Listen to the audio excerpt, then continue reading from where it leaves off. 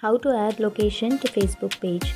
So if you want to add the location, all you have to do is open up your Facebook, and after that on the upper right corner you will have your three-barred icon. Tap on that and then go to your page, and after going to your page you have to scroll right and then you will have about option. Tap on about, and after that if you scroll down you will find enter your address and enter your phone number, enter your website, and then tap on enter your address, and after that here you will have update location option. So you have to add your street, your city, your zip code, and you can also add map location and add service area. So that's it. That's how you add your location to your Facebook page. And if you have any questions, feel free to comment below.